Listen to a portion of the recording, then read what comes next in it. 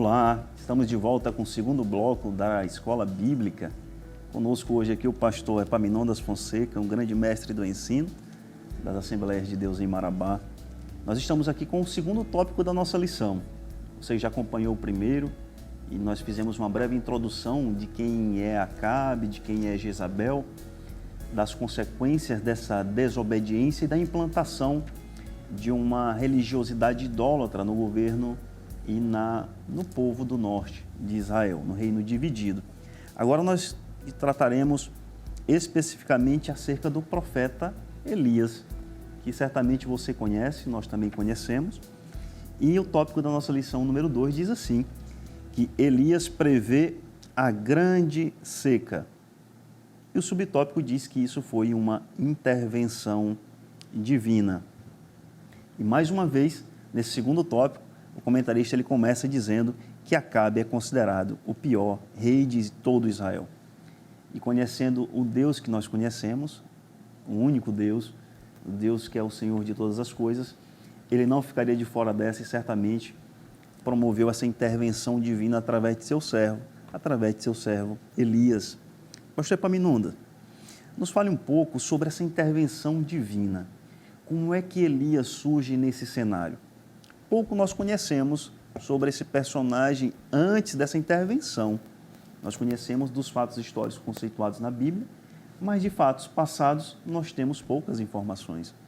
Mas isso não tira o brilho da sua intervenção, não tira a eficácia, e da urgência em Deus intervir no contexto religioso de Israel.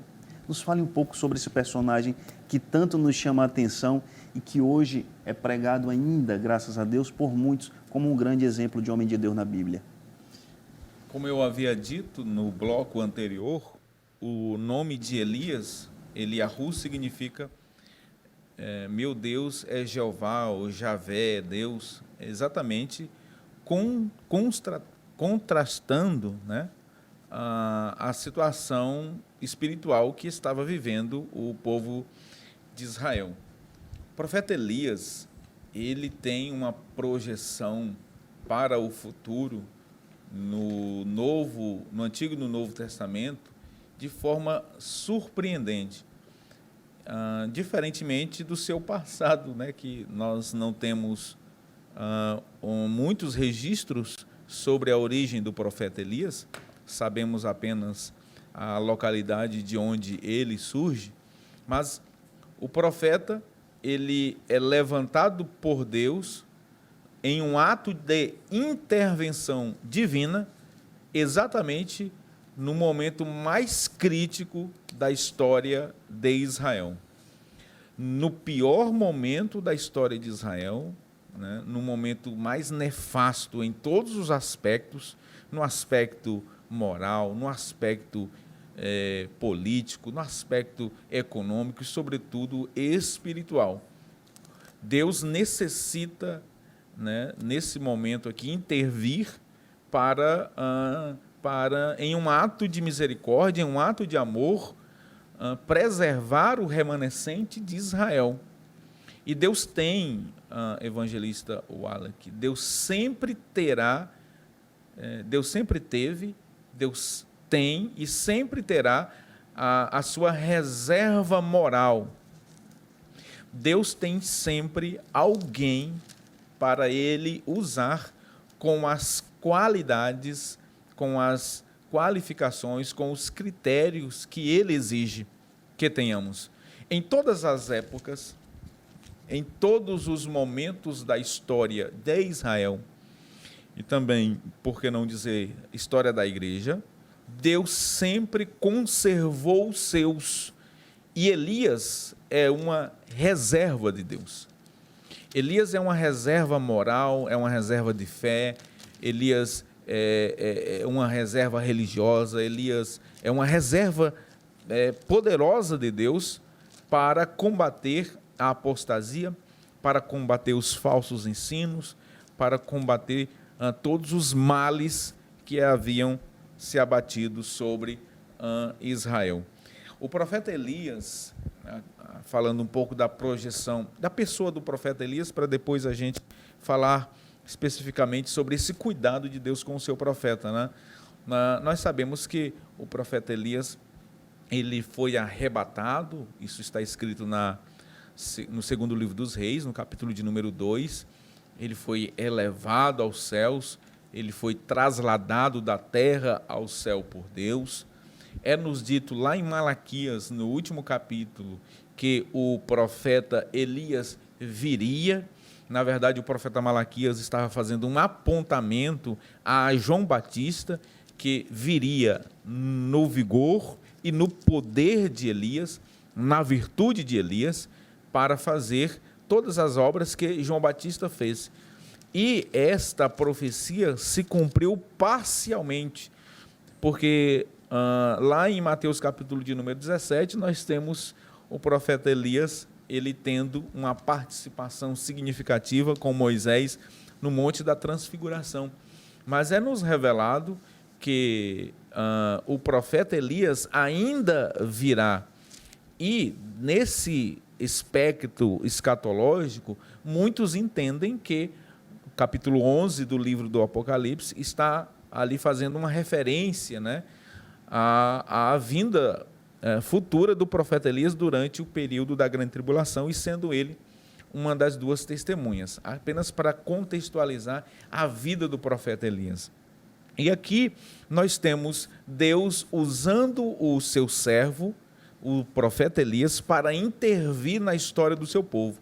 E eu digo que aqui é um ato de amor e de misericórdia de Deus para conservar com saúde espiritual o remanescente fiel.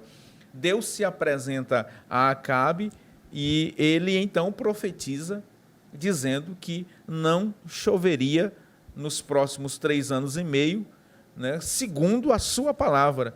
E aqui nós estamos diante de um juízo de Deus por conta da conduta pecaminosa do rei Acabe. E o capítulo 17 diz a palavra de Deus que veio a palavra do Senhor a Elias, o profeta de Deus, dizendo para ele o seguinte: depois de profetizar a seca, ele vai dizer: vai-te, Deus dizendo, e vira-te para o oriente e esconde-te junto ao ribeiro de Querite, que está diante do Jordão. Olha só que coisa interessante.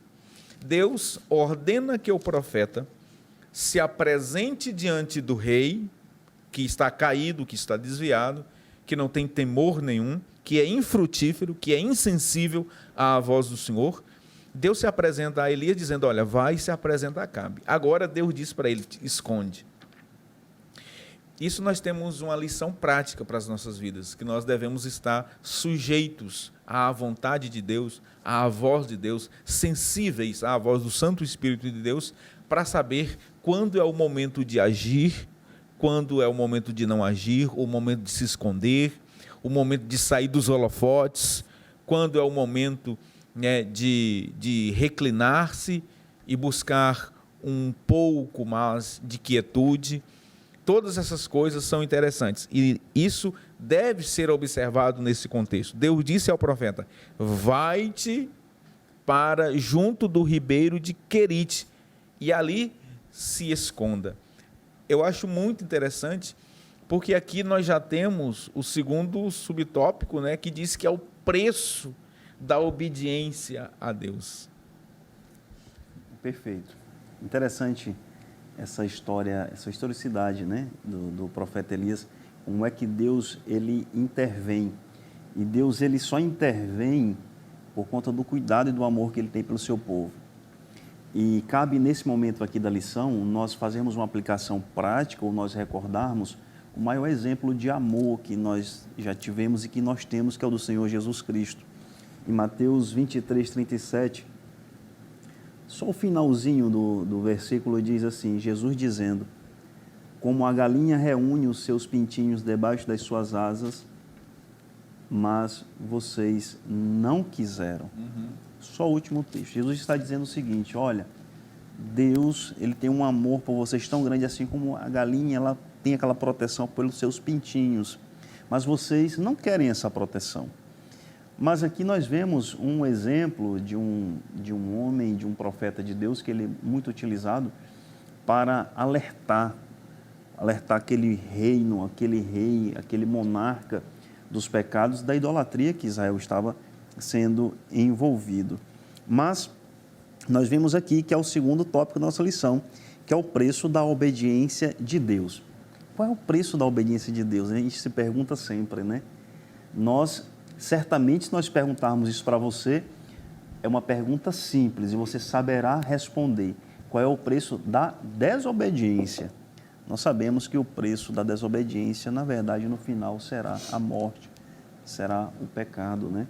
Então, nós achamos bastante interessante isso aqui e compreendemos e somos felizes por saber que na Bíblia tivemos esse histórico de homem usado por Deus e também sabemos que ainda hoje temos homens verdadeiramente usados por Deus. Mas voltando à nossa lição, nós temos aqui sobre o preço da desobediência. Em 1 Reis 19, verso 2, diz que Elias enfrentou a falta de água e comida e fora ameaçado de morte, pastor Epaminondas.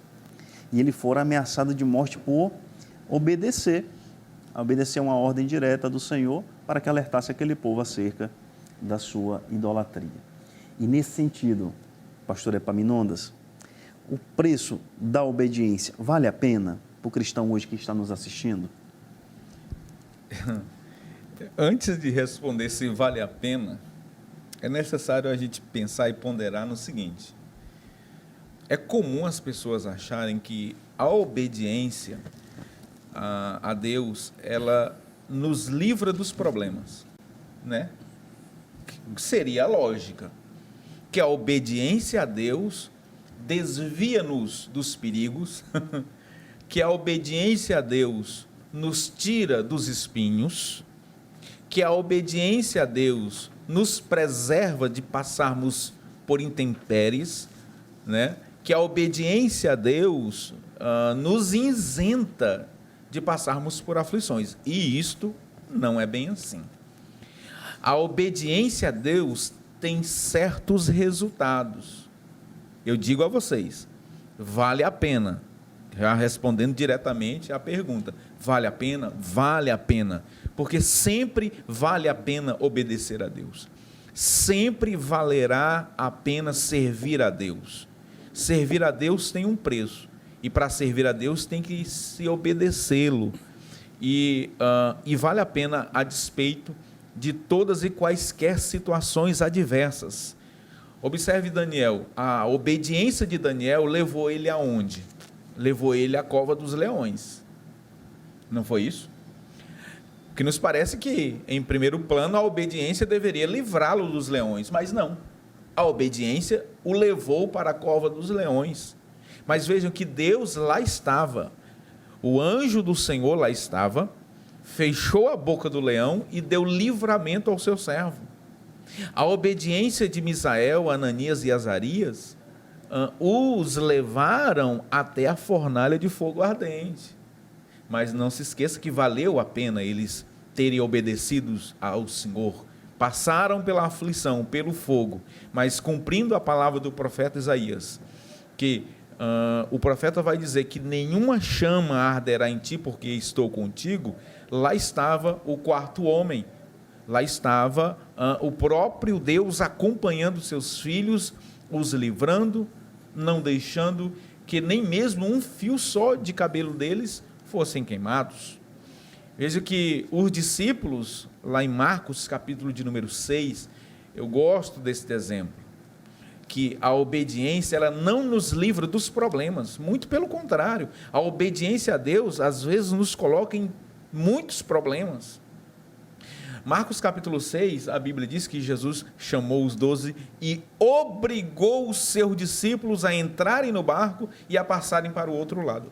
Está assim no texto original. Jesus obriga os seus discípulos a entrarem no barco porque eles não queriam.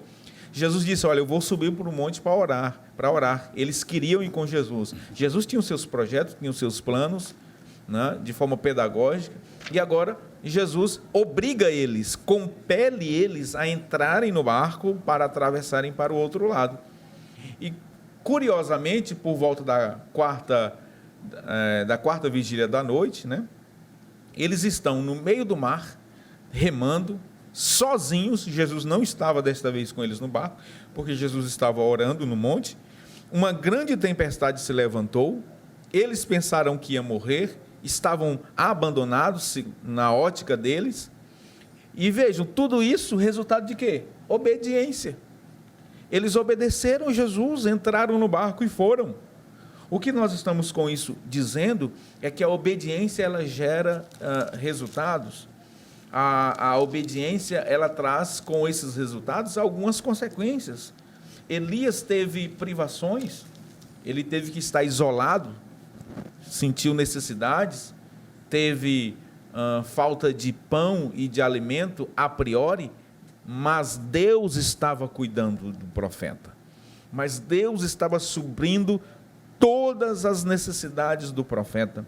Deus supriu as necessidades do profeta pelo ribeiro, né? O ribeiro que estava próximo ali do Jordão, que era um riacho, o Querite era um riacho. Deus proveu a necessidade física do seu profeta quando ele ordenou que os corvos, que aquelas aves trouxessem a Elias pão e carne, e era 2 vezes por dia. Aqueles corvos, eles iam a mandado de Deus, Deus deu ordens, e Deus tem os seus exércitos para cumprirem as suas ordens. Os animais, eles fazem parte do plano de Deus. Quando Deus, ele quer cumprir os seus propósitos, quando Deus quer socorrer os seus filhos, quando Deus quer prover a necessidade dos seus filhos, ele usa corvos. Quando Deus quer falar, ele usa até mesmo a jumenta. Quando Deus quer cumprir os seus propósitos para salvar a vida de uma cidade inteira, ele usa um grande peixe, aquela baleia, para engolir o profeta Jonas. Quando Deus quer convencer o seu discípulo, né, de um pecado que ele havia cometido, ele usa o cantar do galo, porque foi a partir do cantar do galo que Pedro lembrou-se das palavras de Jesus, e ali há arrependimento. Então veja, Deus usa o reino animal para cumprir os seus propósitos.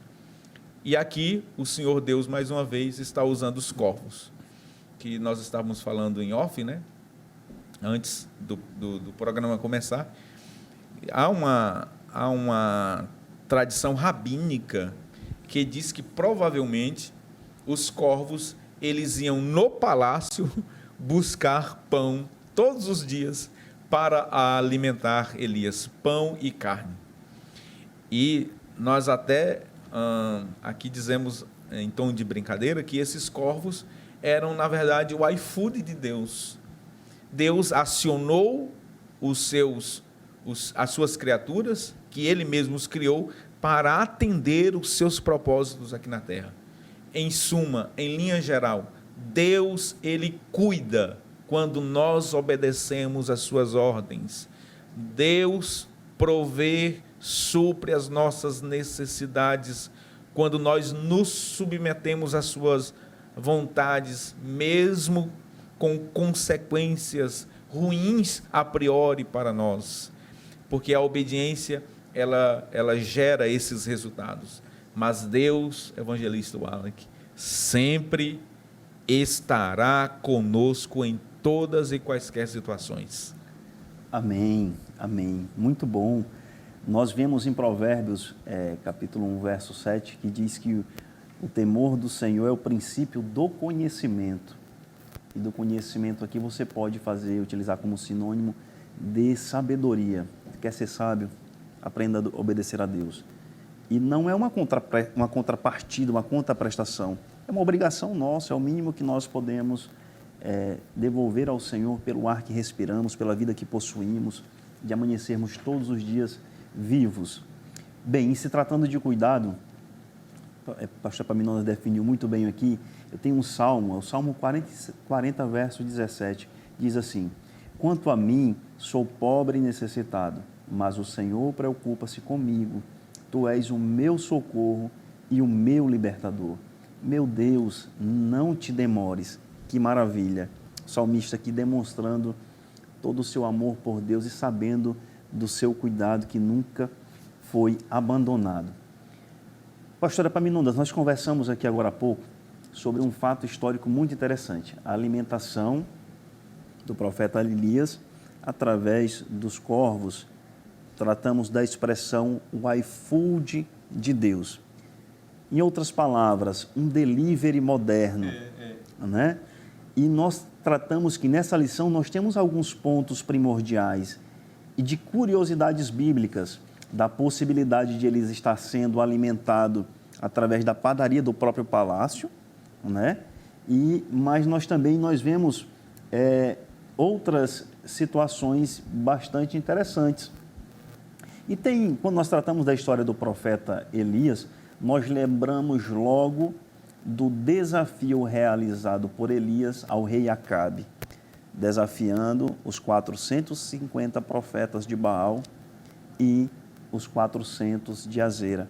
E esse fato ocorre numa localização geográfica, no Monte Carmelo, e é notório, é conhecido, um fato que nos chama a atenção na história do profeta Elias.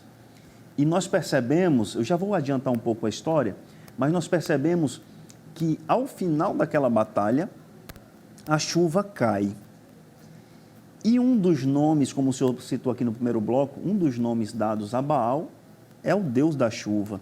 Olha só as coincidências. O profeta Elias foge e é alimentado, talvez, é uma hipótese, pela padaria do palácio, e depois Elias desafia aqueles profetas, e só depois de vencê-los a chuva cai. Deus está inserido nesses pormenores, que não são coincidências bíblicas, mas nós percebemos assim um agir de Deus, não numa figura de linguagem, não tão somente numa teofania, como nós estudamos na teologia, a parte da questão da construção do templo, etc.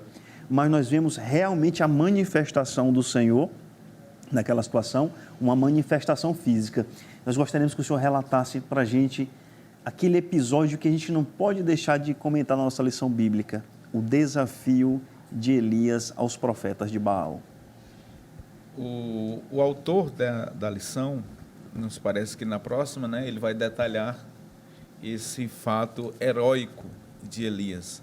Mas aquele desafio é, na verdade, Deus destronando Baal.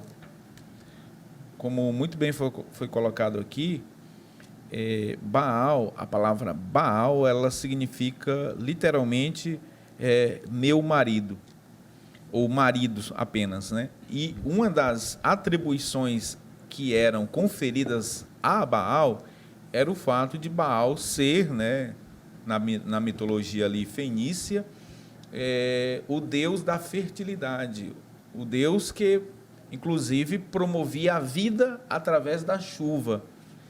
E veja o que Deus faz. Deus destrona Baal, quando o profeta diz assim, olha, conforme a minha palavra não vai chover, por 3 anos e meio, e não choveu, segundo a palavra do profeta. Deus, com isso, está dizendo que ele, de fato, é Deus. Tanto é que depois do desafio, né, os israelitas bradaram aquele cântico de adoração, só o Senhor é Deus. Deus estava com isso dizendo que ele não é como os ídolos mudos, que ele não é como os deuses, os ídolos de madeira, de gesso, de cobre, de prata ou de pedra, que tem boca, mas não fala, que tem ouvidos, mas não ouvem, que tem pés, mas não andam, que tem mãos, mas não apalpam, que tem olhos, mas que não vê, e boca e não falam. Deus é um Deus que tem pés e caminha no meio do seu povo, na nossa direção, está entre nós. Deus é um Deus que tem mãos para nos tocar. Deus é um Deus que tem olhos e nos enxerga, nos contempla, vê a nossa aflição, onde nós estamos, o que precisamos. Deus é um Deus que tem ouvidos para ouvir a nossa súplica, o nosso clamor. Deus é um Deus que tem boca e fala na nossa direção, inclusive dando ordem ordens aos seus anjos a nosso respeito, conforme o Salmo 90, versículo de número 11. Portanto, Deus ali destrona Baal mesmo naquela batalha. Deus ali, portanto, está dizendo, né, claramente a Acabe, a Jezabel, aos profetas de Azera, aos profetas de Baal e principalmente ao povo de Israel: eu sou Deus e não há outro além de mim, não divido a minha glória com ninguém. Deus ali em um ato, né, através do profeta Elias, está destronando de uma vez por todas Baal na vida do seu povo. Muito bem. Concluímos o nosso segundo bloco do programa Escola Bíblica. Não mude de canal. A seguir o nosso terceiro bloco do programa Escola Bíblica.